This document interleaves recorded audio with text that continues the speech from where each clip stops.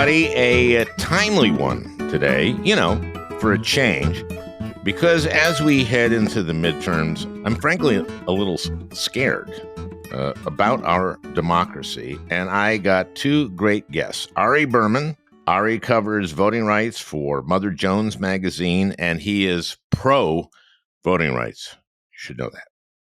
I'm also honored to have JOCELYN Benson, Michigan's Secretary of State, who is up for re-election. Secretary Benson, of course, was on that job for the 2020, shall we say, shit show in Michigan, which included litigation from the Franken team of Sidney Powell and Rudy Giuliani, who were fined and sanctioned for presenting bogus evidence before the Sixth Circuit Court of Appeals and for their, as the judge put it, historic and profound abuse of the judicial system.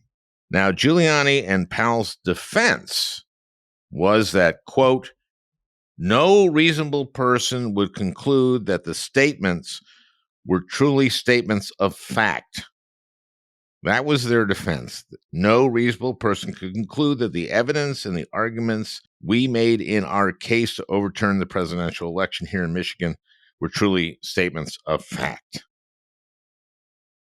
We are in a fraught time. The Republican Party has been taken over by election deniers, and we have to do everything we can to ensure that the people responsible for administering our elections actually believe in democracy. So that's really the subject of this one today, and I know you'll get a lot out of it,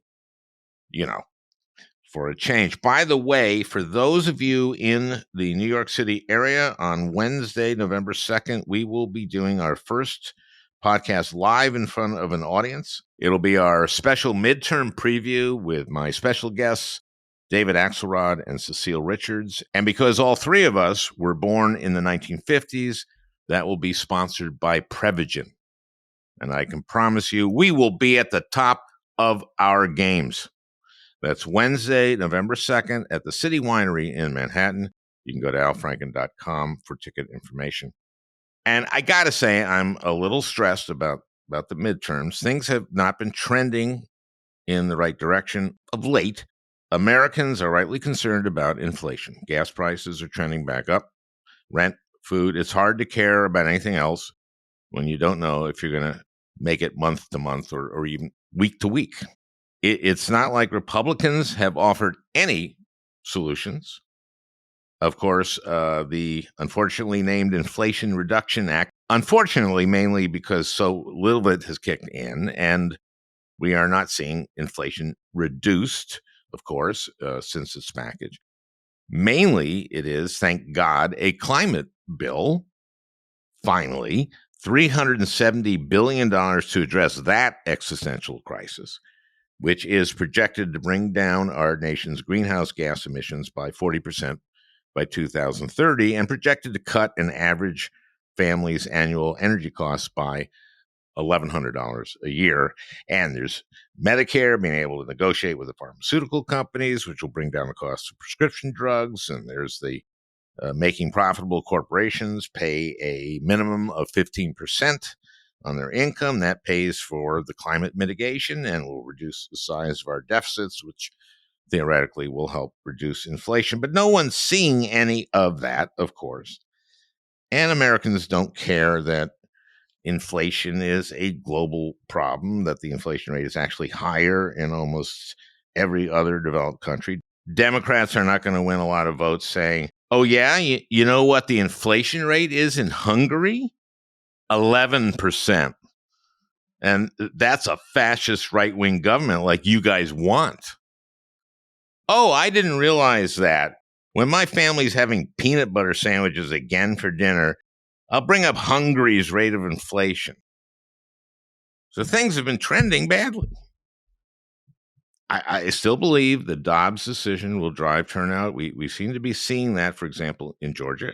At least I think that's what's happening there. But I've been a little down because I hadn't liked the trends I'd been seeing. But then, holy mackerel, Kevin McCarthy, who would be the next speaker, Kevin McCarthy announces a few days ago that if Republicans take the majority in the House, their first move out of the gate will very likely be to make cuts in Social Security and Medicare.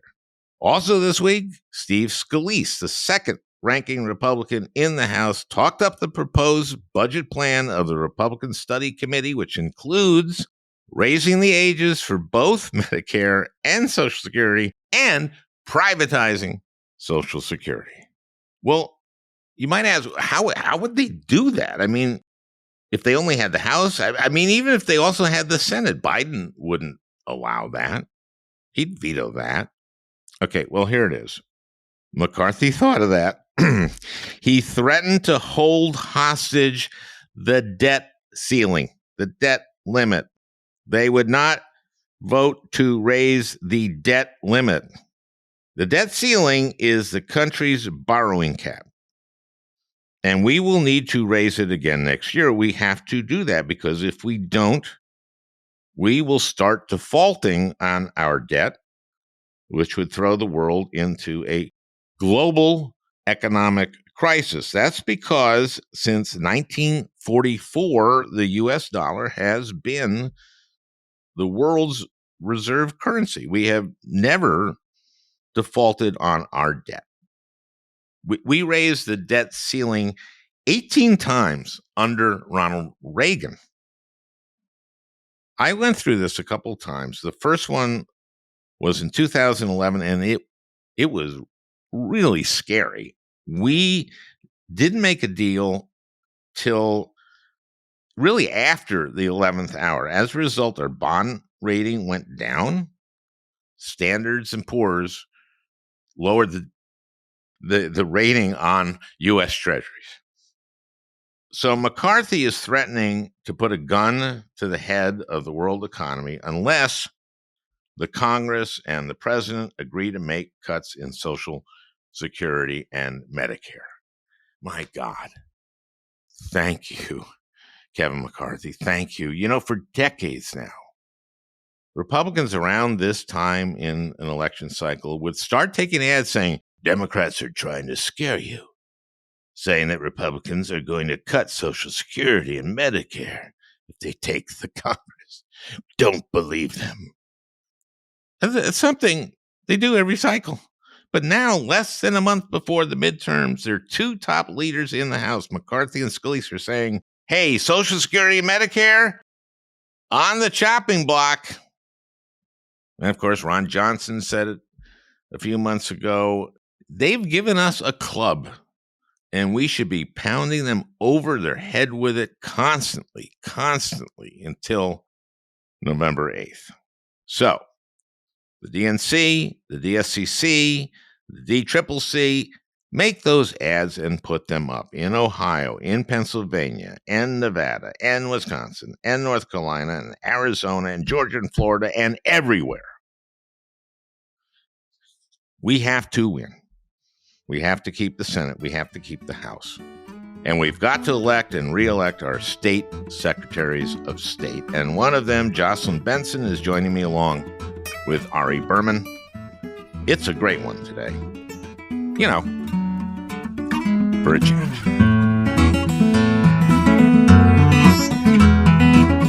This is good because, Ari, you've been writing about elections for how long now? Too long, Al. Too long. Okay, over a decade. Put a number on that. Over a decade. Okay, well, some people have been writing about it for longer, and they don't say it's too long. If you have bad job satisfaction, maybe it's time to look at something else. JOCELYN, how long have you been Secretary of State in Michigan? I've been Secretary of State since 2019 and doing this work in elections and voting rights for over 2 decades, 20 years, since the late 90s.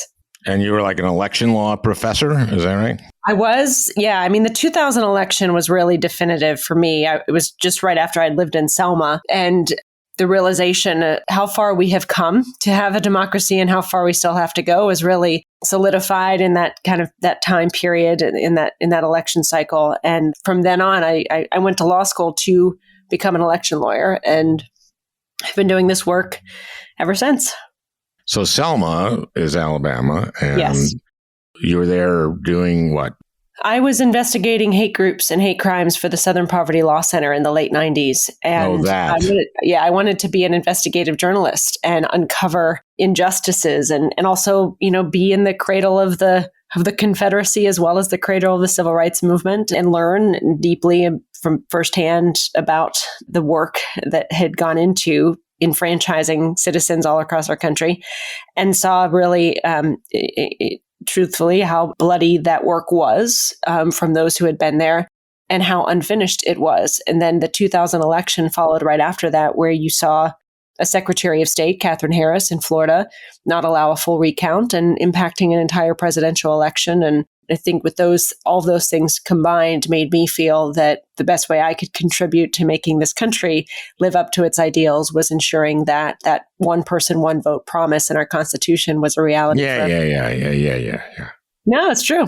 Yeah, Here I am. One person, one vote. Okay, I believe in that. By the way. Well, it's in our Constitution, whether you believe it or not. I mean, Well, I know, but the Constitution is subject to. Like at the beginning, not everyone could vote, for God's sake. So that's what the story of our democracy has been. One of ongoing expansion.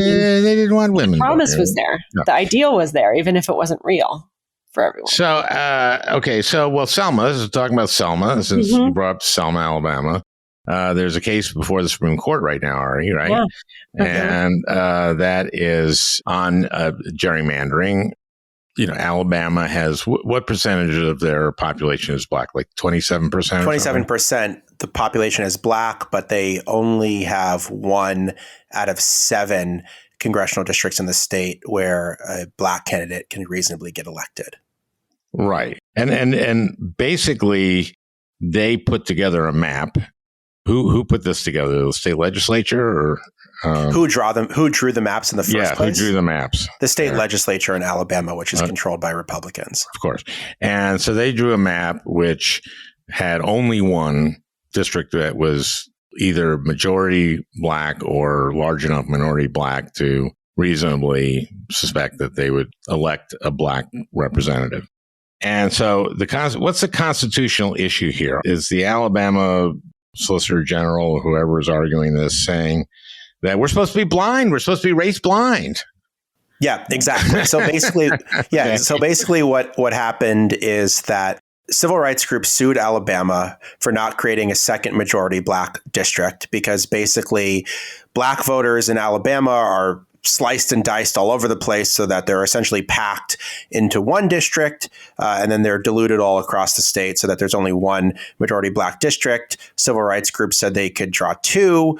Federal court, which had 2 Trump appointees on the appellate court, agreed in a very extensive opinion. Agreed with the challenge. The civil rights groups, which was interesting because, again, 2 Trump out of 3. So it was a 3-judge panel. 2 were Trump appointees, and they agreed with those who challenged the map drawn by the state legislature. Yes, exactly. That there could be a second majority black district. And then Alabama challenged that before the Supreme Court. They won on a preliminary basis. The Supreme Court blocked the civil rights plan for this election, but it's going before the court for a full hearing.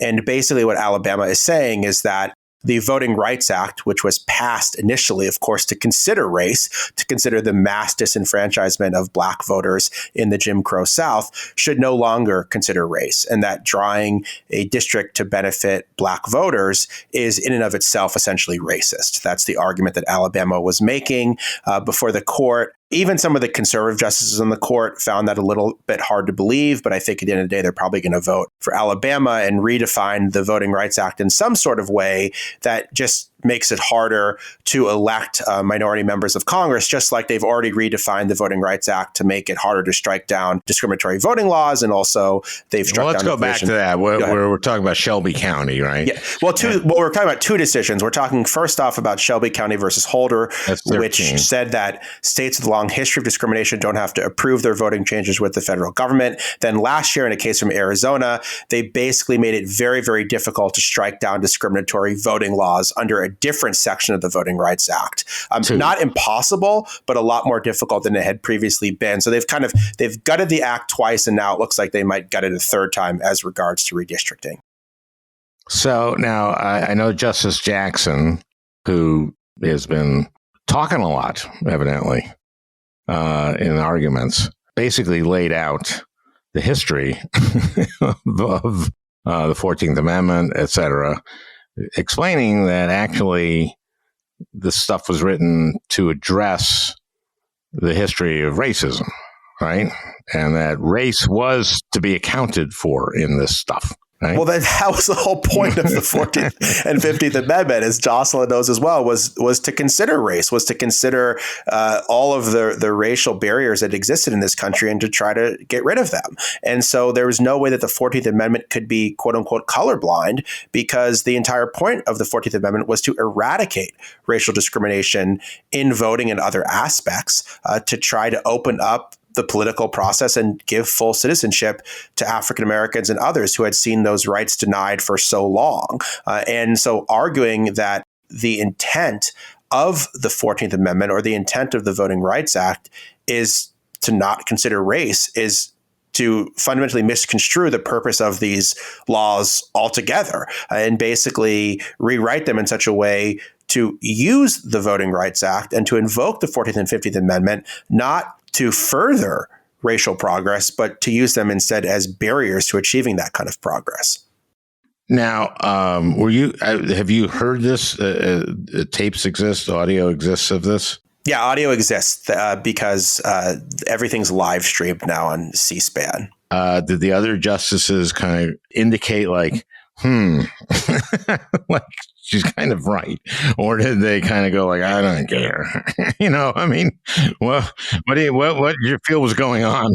I mean, the thing is, Al, as you know, when it's 6-3 court, I think that the six are just kind of letting her say her piece, knowing that they have the votes to outvote her. Right. I think basically the consensus after the argument was that I don't think they're going to go for the most radical version of Alabama's argument, which is that the Voting Rights Act should be completely race blind. Even some of the conservatives like Justice Barrett had some problems with that. But I think what they're going to do is construe the Voting Rights Act in such a way that's going to make it very difficult to draw either additional majority black or majority minority districts, or to make it difficult if states dismantle those districts to also strike that kind of thing down. That they're just going to make it harder in general to win racial gerrymandering cases, just like they've made it harder to win voting rights cases writ large. And that's kind of been the project not just of John Roberts, but also of Alito, who basically says, he's not fundamentally changing the Voting Rights Act, but then, of course, in his opinions, that's what he does. Okay, well, this is part of a larger discussion, which is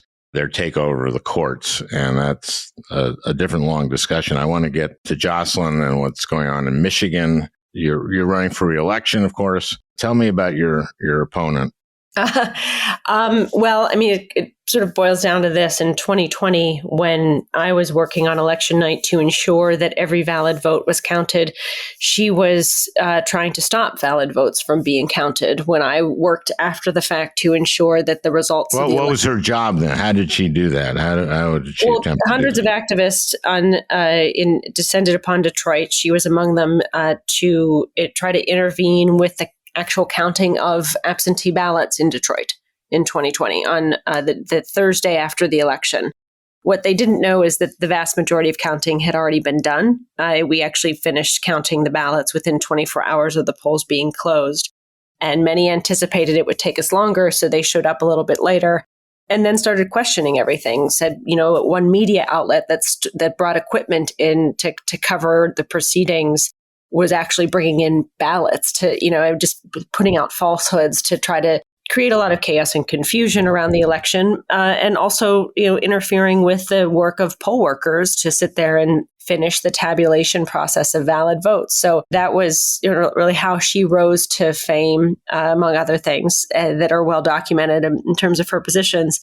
That are quite extreme. But the bottom line is she tried to interfere with the will of the people in 2020. And that is why the former president, President Trump, anointed her and really uplifted her as the candidate for Secretary of State in Michigan, not unlike what you're seeing in Nevada and Arizona and many other states where you have Trump-selected secretaries of state seeking positions to be the chief election officer in 2024.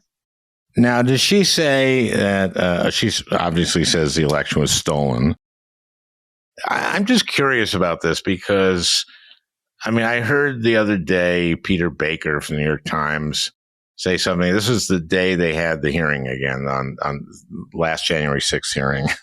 And he was saying that it hasn't moved the needle at all in terms of the number of Republicans, at least, who say that the election was stolen. Mm-hmm. Not at all. And so I'm very curious just how that works, because first of all, it seems extremely dangerous. And you know from some danger, I know that during that period after the election, your home was kind of had a mob outside it, et cetera. But I'm just wondering how that works, how that denial works, what the mechanism and what they say. Is there any airing of discussion of facts? Is there any public airing of it? Is there, or are we just in two universes of information? Both. I think there is a public airing of facts. A Republican-led state Senate committee investigated the election and found that indeed it was an accurate reflection of the will of the people and secure and accessible to all. The state auditor also did. We had over 200 audits in Michigan at the state and local level conducted by professionals, all of which looked at the evidence and concluded, indeed, the election results were accurate and that our procedures also were secure. To me, it's not, I think there's value in doing that. But the determination of whether or not the January 6th committee hearings or anything else is a success, it can't be, does it move the needle among people who've been misled and fooled? It has to be, has the vast majority of people who are either aware of the truth or willing to accept the truth or look at the truth based on and make decisions based on evidence, are they not just, understanding of the depth through which people went to try to overturn an election, but do they, like many of us in this work, recognize the importance of seeking consequences and ensuring it doesn't happen again? That's, to me, the real goal of this work. And there's a lot of debate about, do you try to work with the 70% of people who know the truth or who are willing to see the truth, or do you focus on the 30% who have been lied to? Obviously, you have to do both, but there are different needs to serve both audiences. And I think what we really need to address the 30% of people who've been fooled are less candidates for office trying to get their support and gain power off of those lies. And until we see more Republicans essentially being willing to speak the truth, we're not going to see. Well, they're not. They're not. And they're not because they're cowed. I think they will if they start losing elections for lying. Yeah, well, then that means we have to win this election. Yeah, and that's why we say democracy is on the ballot, because this is our opportunity to seek political accountability. Voters can reject people who have lied to them to gain their support. And if the majority do so, and it no longer becomes a pathway to power to lie about election results, then we'll have the ability to start moving forward from a place of truth and sanity again. But voters need to do their part this November, I think. Yeah, there's no question about that. What I'm trying to figure out and get from you a little bit is the mechanism by which, or what's going on in terms of, do they point to stuff, these deniers, and it constantly, I mean, it got shot down in court over and over again. And yet doesn't make any difference.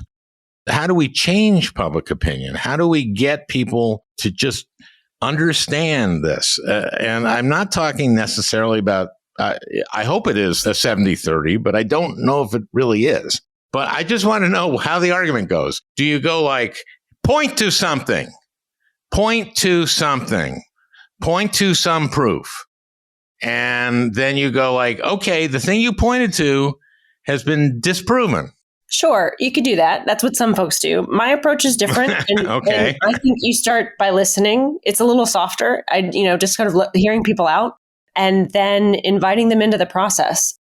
The process itself is full of secure protocols. They can see a machine, count a ballot and see how it's accurately counted. They can serve as a poll worker and see for themselves how many protections are in place to identify and validate every vote. And so I think, hearing people out and then just sort of stepping back and then letting them watch the process still probably won't convince everyone, but it's been somewhat effective. And then how do you get them to watch the process? How do you do that? Before every election, we have a public accuracy test where the machines are actually tested to ensure they're effectively counting the ballot. So that's one piece. But then after the election, we have. But who pays attention to that? I mean, how public is that? That's my point. That if people want to be aware, and the way, in my view, to convince them. I mean, people have to be willing to hear you and to listen, but you have to first show that you're willing to listen to them. So you hear them out, and then answer their questions. It seems like people are busy and that they're not going to go visit the website to show. But the truth is out there if people are willing to see it. But I think the other piece of it is that it can't I'm not necessarily always going to be the right or often the right messenger to reaching people who've misled. So the messengers have to be people who are trusted in other ways, whether they be faith leaders, which we're working with some on this debunking misinformation issue, and other trusted leaders, whether some of them are sports leaders, like coaches, who are willing to have these conversations. And so finding other messengers. And then the other thing I'll say is that this isn't like a static thing. We have elections every 2 years. And because of that, I see this as an ongoing battle. We hope so. Right now, it's there's 30% who may be misled about the 2020 election results. But as we go forward, more elections can provide more evidence of the truth and the security if people are willing to see that, and more candidates can speak out, or other trusted messengers, about the truth. I think, JOCELYN, you are the person to do this. You administer. Well, sure, I'm doing it. I'm just saying I can't be the only one. Well, no. I'm not saying you should be the only one, but I'm saying that you're the one running for Secretary of State. That is your office. Your office is to administer elections. If I were doing that, and if I were in your position, I would be spending a lot of time trying to say it is insane to believe this election was stolen. And no one has presented proof. And in fact, the Trump lawyers who came to Michigan have been sanctioned, right? Correct. Yeah, we're seeking political consequences and legal consequences for those who've lied. Okay, but I'm saying you can say publicly, okay, Sidney Powell actually said about the evidence that she presented in a court filing, said this was so clearly not true that everyone knew it was a joke. Isn't that what she said? Mm-hmm. Yep. Okay, now, aren't you the person to say, how can my opponent continue to say this after that's their defense? That's the defense of the Trump lawyer, that what I said was so clearly not true that everyone had to know it was a joke.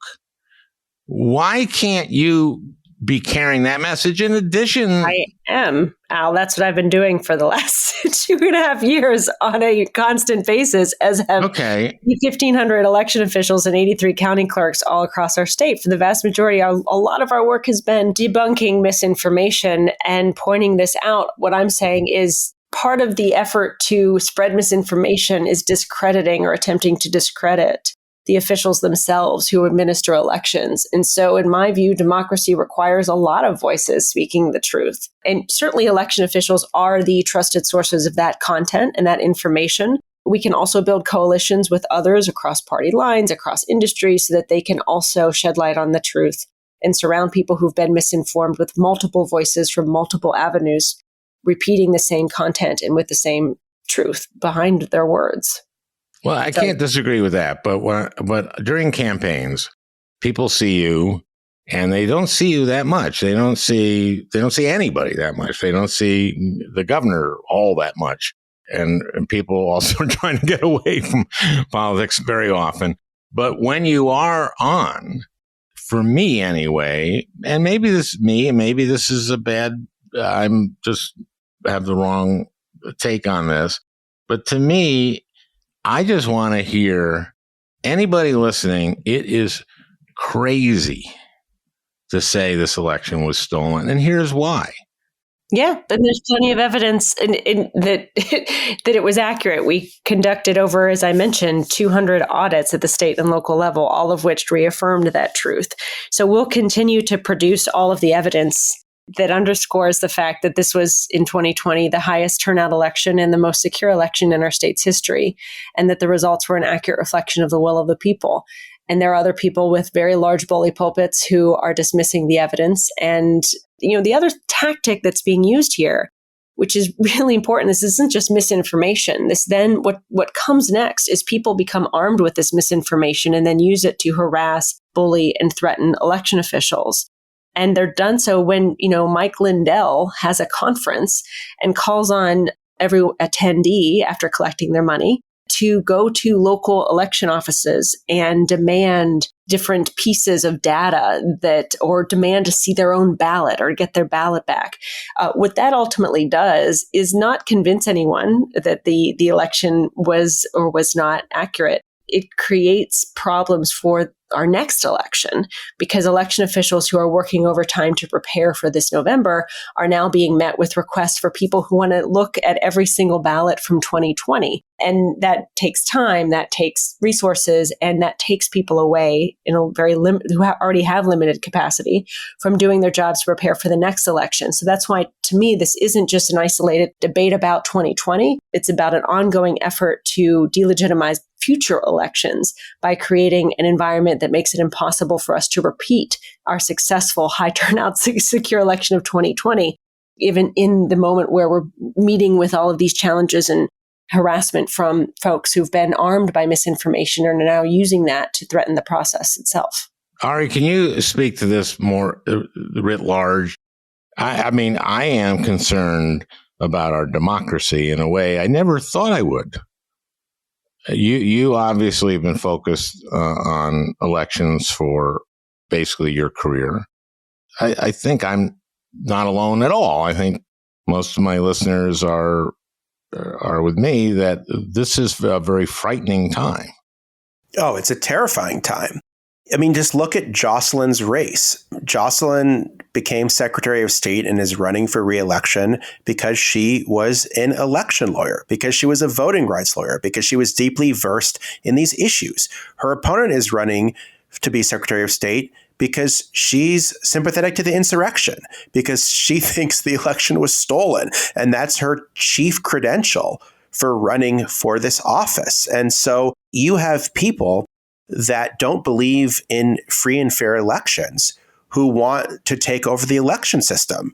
And I'm not sure we've ever been in this position in American history before. We've had people that were very hostile to democracy take over key democratic positions. And we've seen democracy vanish before our eyes. We saw that during the Jim Crow era, where you had Black people voting in record numbers during Reconstruction. And then suddenly they weren't voting at all. And it lasted for decades. So the idea that it can't happen, it's already happened in American history.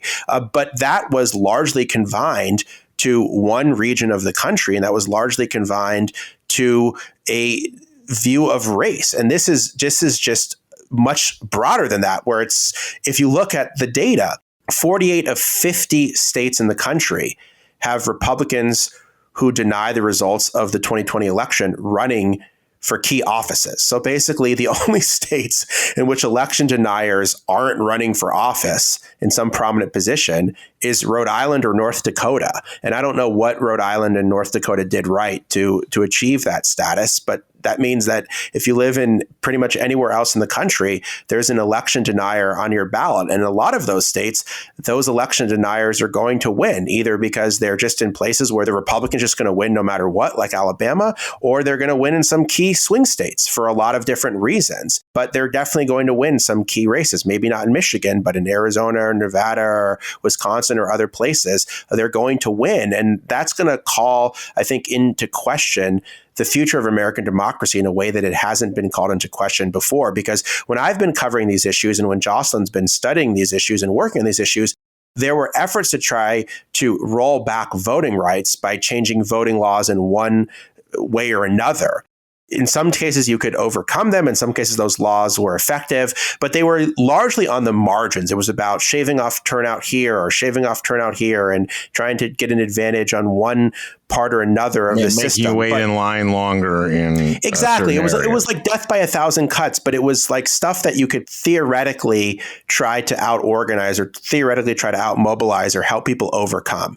Now, when you're talking about just not accepting the results of the election, that is the ultimate voter suppression tactic, throwing out votes. That is so much more effective if it would come to pass than making someone wait in a long line or denying them their right ID or making it harder for them to get their mail ballot. That is scores and scores and scores of it makes that part worse. Unnecessary. Exactly. You don't have to make it harder to vote if you're going to. But the fact is they're doing both, of course, because the people that the election denialists also want to make it harder to vote in about 1,000 different ways as well. Wouldn't it be easier to overthrow the election if you won? I mean, or what, if. So I mean, we're really in uncharted territory. And I mean, JOCELYN can tell me if I'm wrong, but I really, really wonder if you have a Republican governor who's an election denier, a Republican Secretary of State who's an election denier, a Republican legislature that's heavily influenced by election deniers winning in 2022 in a place like Arizona or Wisconsin, whether we can really have fair elections in 2024 or in the future. I think it's going to be very, very difficult because I think the idea that these guys are going to get in there and not try to abuse their power, I mean, that's the very reason they're running. And so I think we are in an unprecedented time. Two things concern me, and I would like to hear what JOCELYN has to say about this.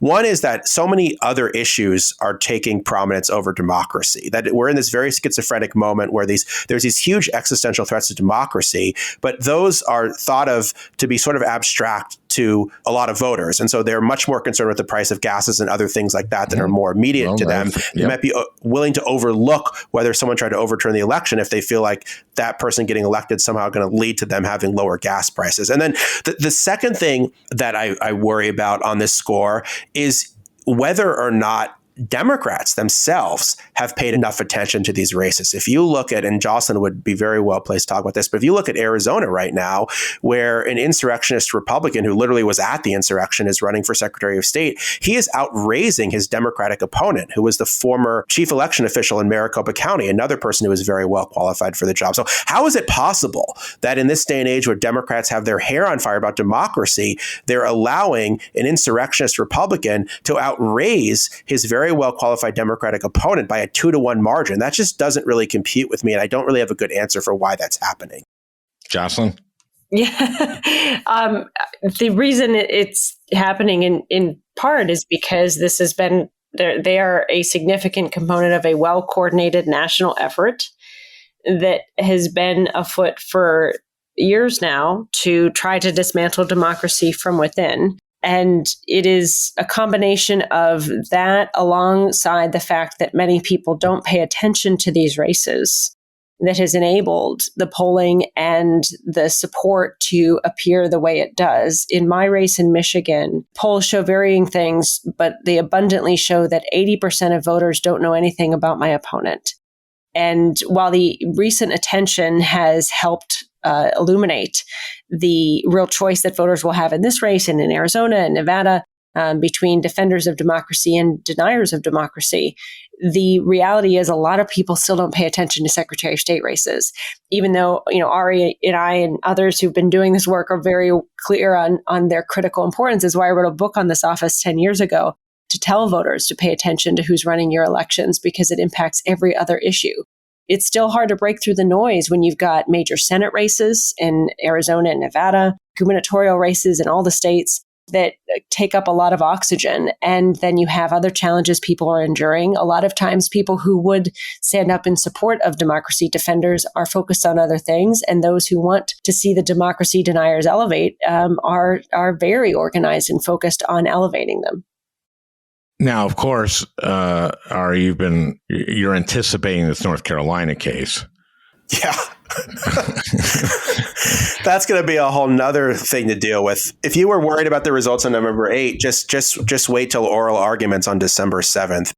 Basically, we're getting to a situation, Al, where the Supreme Court is making it so that there's just going to be absolutely no accountability when it comes to democracy. That you can basically. Well, why don't you explain what the North Carolina case is? So basically, well, I mean, it could go in a lot of different ways, but essentially, it's the idea that state legislatures should essentially have ultimate control over potentially not just redistricting, but also how to promulgate voting laws, and that state Supreme Courts and potentially other entities won't be able to challenge those rules. And this, Federal of course, courts and Congress even, right? Well, Congress would still have a role at the federal level. I don't think you could just say Congress can't deal with federal elections, but you could say for state races and for state rules that state courts, which in some cases are the only check on authority, couldn't play a role in disputes with the state legislature. And this, of course, is a big issue because in places like North Carolina and in Pennsylvania, you had Republican legislatures that were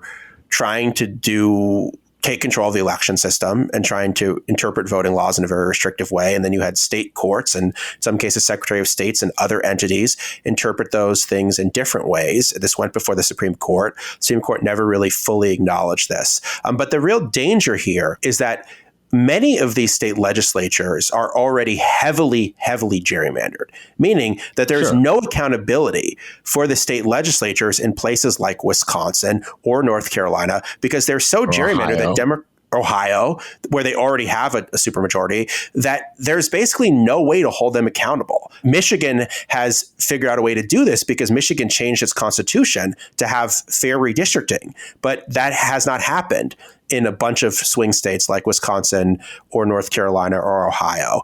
And what that means is that these legislatures have no accountability to huge majorities of voters, and then they will have potentially exclusive authority to set voting laws, to draw redistricting maps, and potentially to adjudicate election outcomes under the most extreme version of this, which would basically say that state legislatures can appoint whatever electors they want in defiance of the popular vote in their states, and they'll be the final authority on this. So you remember how you said you don't need to do voter suppression on the front end if you can do it on the back end? Well, this is kind of like their ultimate play as well, that they're going to say essentially, well, should we gerrymander these state legislatures so much that we're never going to lose power, and then that power is going to extend over all other aspects of the voting system to the point where basically we say we're a democracy, but elections are run, elections are drawn, elections are controlled by hyper-gerrymandered legislatures that have no accountability to the vast majority of voters in their states.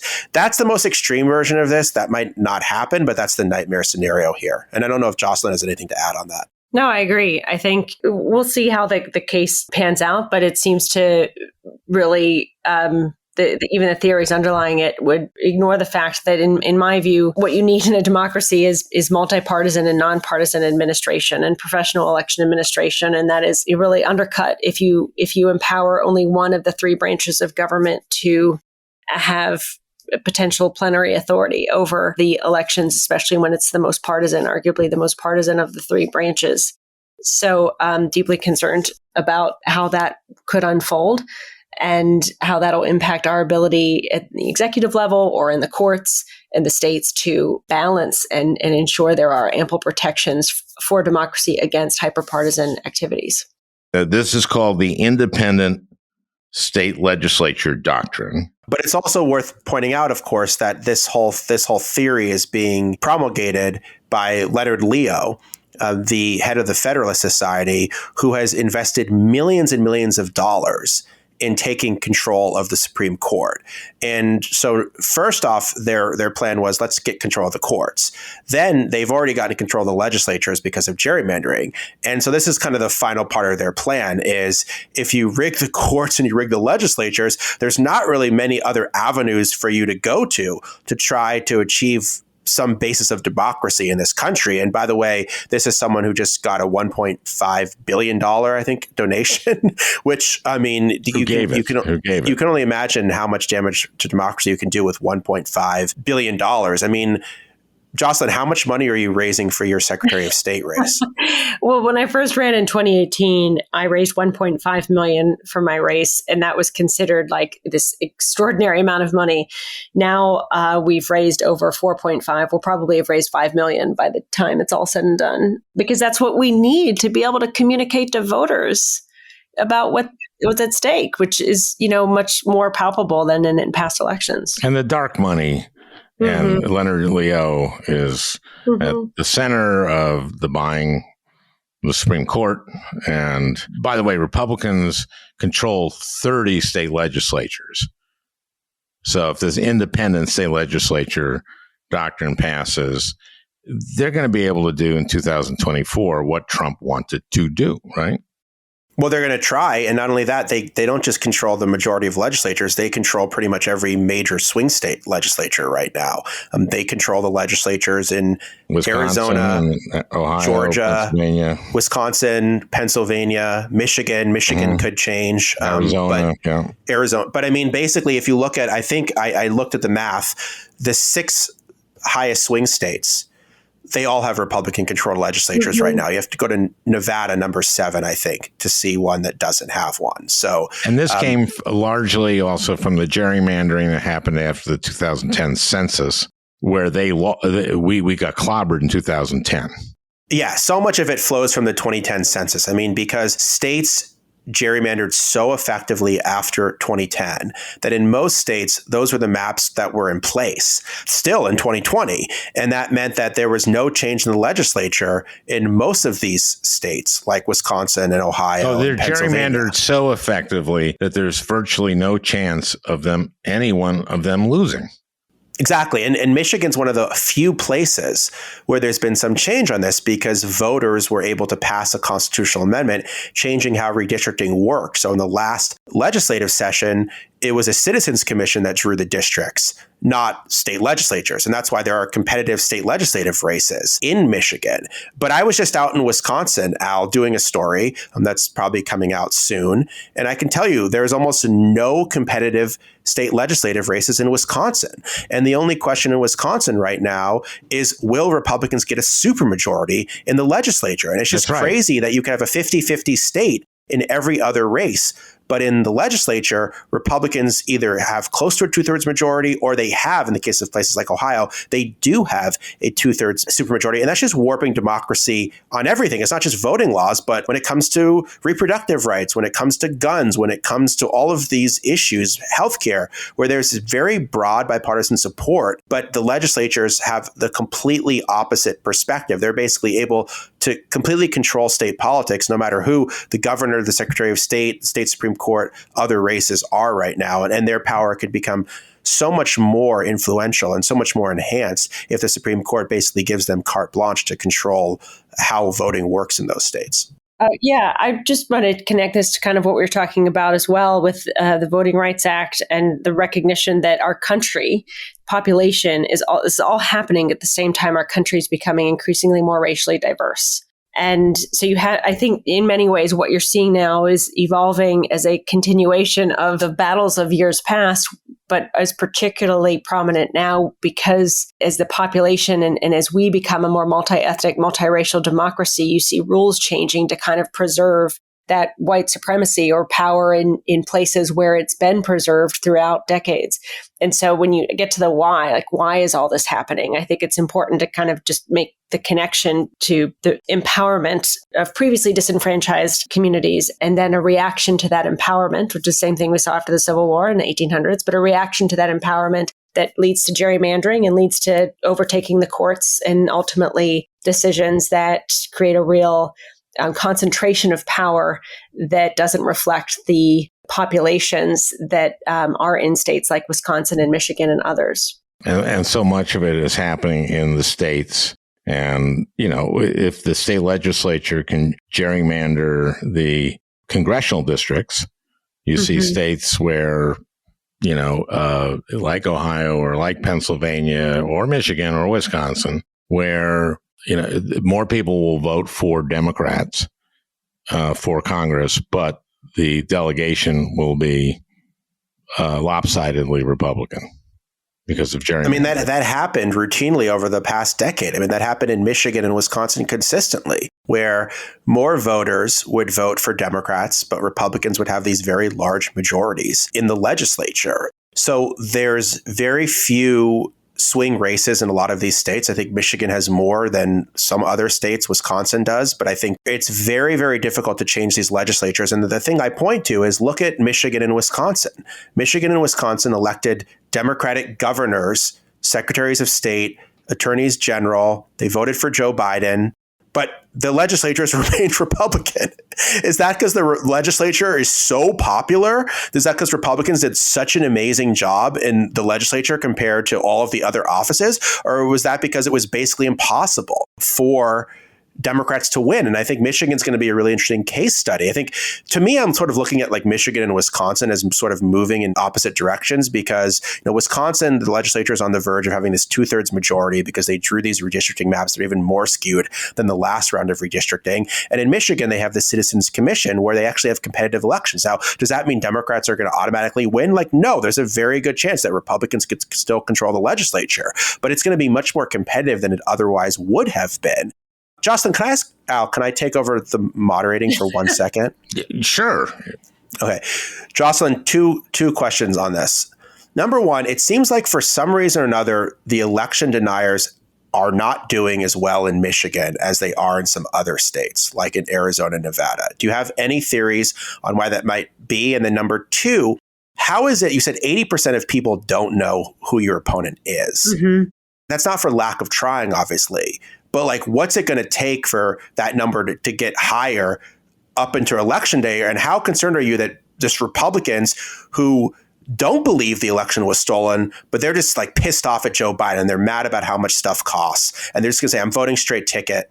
I don't really care. I don't really know that much about this person. What even is a Secretary of State? So I'm just going to vote for this person. And it's only later on that they're going to realize, oh, crap, I might have just voted for an insurrectionist. Yeah, again, that's been the challenge since day one. I think it's to make sure people know the background of my opponent who wasn't really known and wasn't until she rose to prominence in this sort of QAnon world and circle. So I think both your questions really get back to the fact that like we're sort of 2 years into this moment, or maybe 3 or 4 if you go back to 2018. But the reality is for a long time, people haven't paid attention to Secretary of State races or Attorney General races. They're referred to down ballot races. They don't get the resources they need. In 1994, when Candace Miller ran for Secretary of State in Michigan, she raised $17,000 and she won. Because again, a lot of times these offices just go with the ticket. So you're sort of already built into this not paying much attention to these offices. And even in my job, I also run the DMV.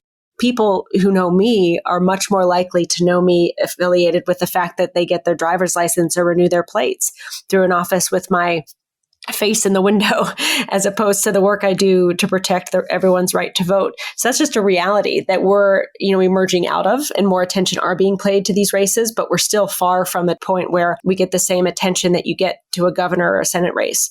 And that's a big reason why when you have an unknown opponent, it's really hard for the public to know about them in a very noisy environment. And then your other question is similarly, Michigan is a state where incumbents are running for reelection, and Arizona and Nevada in particular, the secretaries of state seats are open seats. And you see the same thing on the flip side in Georgia, where Brad Raffensperger has a much higher name ID than his opponent, B. Nguyen, who's Democrat. And so there's just kind of the incumbency piece and the sort of the generalities of politics. Also, he actually stood up. Sure. So yeah, but absolutely. No, I'm just saying that there's the incumbency piece to get, again, to your question. No, Ari, and his opponent is better. And, and Raffensperger stood by as Kemp, suppressed votes, right, by all kinds of methods that Raffensperger sat by and allowed, right? Yeah, I mean, and also, Brian Kemp is now being hailed as a defender of democracy because he's not as bad as those. Because he did his job, but he signed a piece of paper that every single governor in American history has signed previously to certify the election, and that's a question I've been thinking a lot about. And I mean, Alan Jocelyn, I'm sure you have thoughts on this as well. But how do we define democracy? Are you a democracy defender if you just sign off an election result like has always been done previously prior to 2020? Or should democracy be about more than that? To me, democracy should be about encouraging political participation and not just trying to run fair elections, but trying to have as many people participate as possible.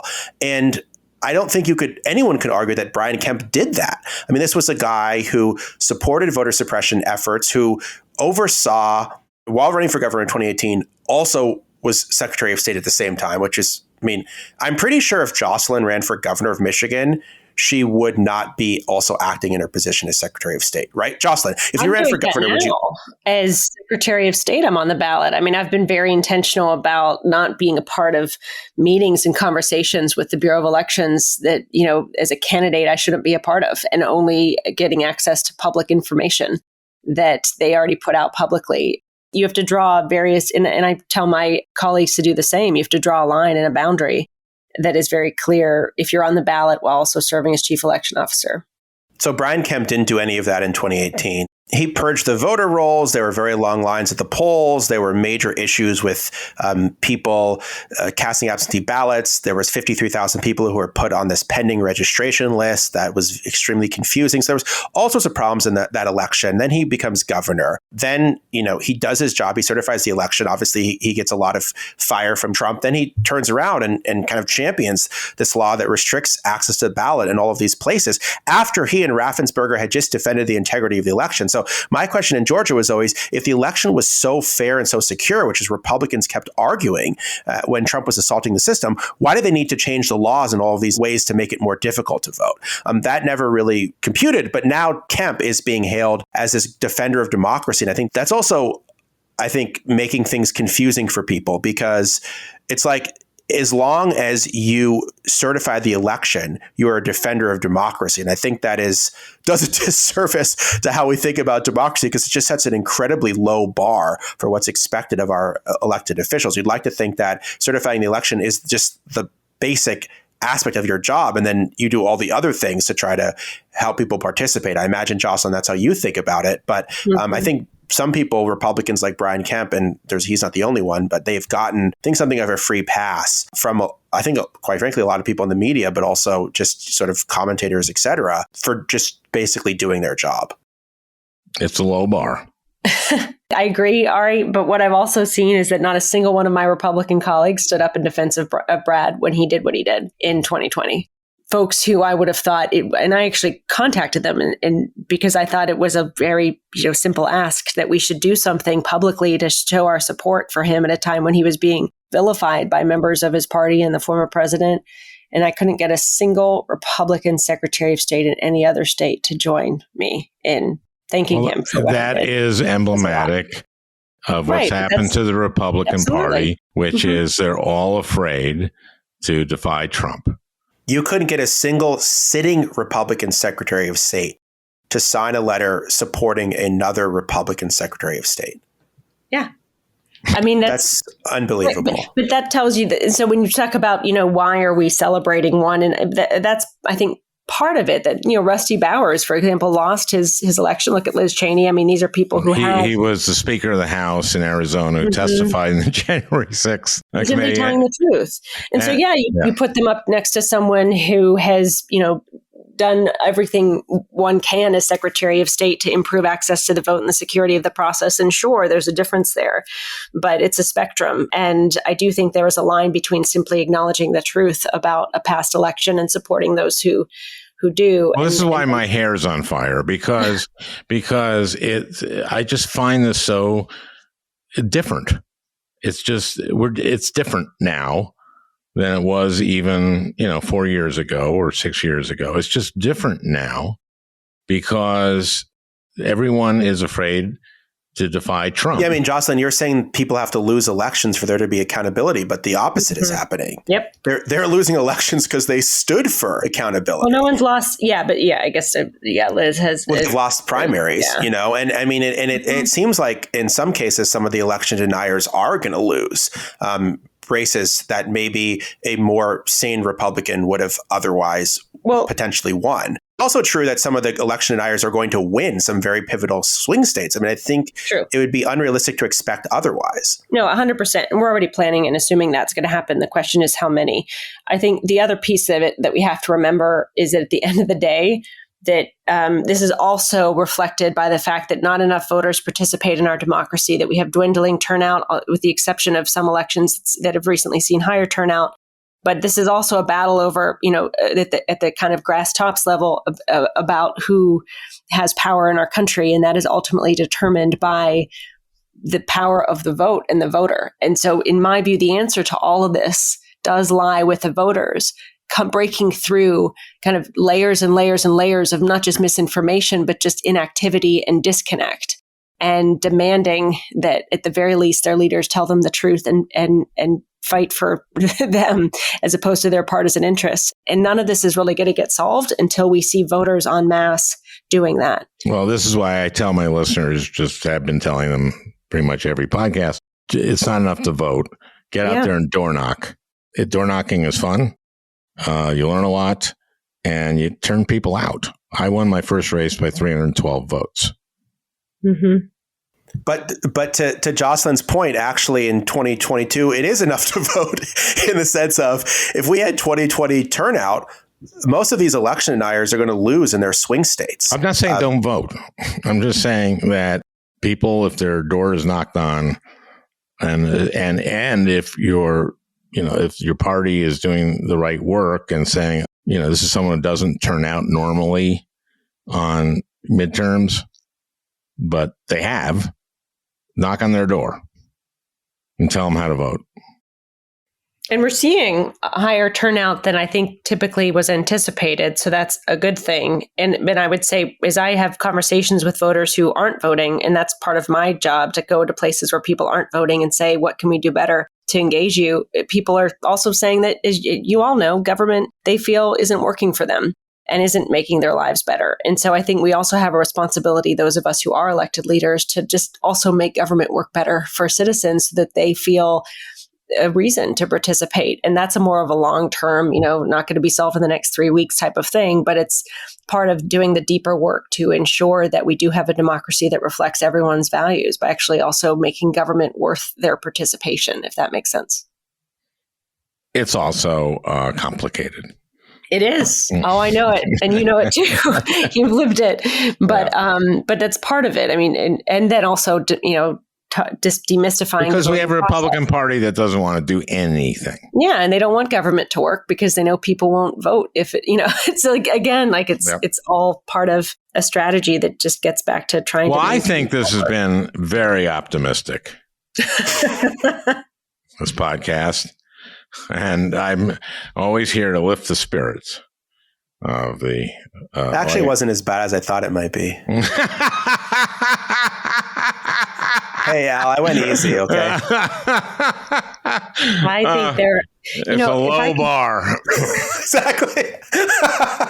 Listen, I actually have a lot of hope for the future because it gets back to after the 2000 election, I asked Jesse Jackson why he still has hope in our democracy. And his answer still resonates with me today. And he said, because at the end of the day, when people vote, democracy works. And that's what I've seen.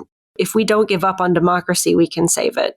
And the vast majority of people in this country want a democracy that works for them. And so if we can engage them in fighting for it, we can survive and prevail. And my hope is that we'll actually emerge from this moment with a stronger and healthier democracy than we did coming into it, because more people will have been paying attention to these races and getting engaged and realizing just how important it is that they don't look away. When you say vast majority. Anyway. It's enough. It's enough. I'll take the majority, if not vast.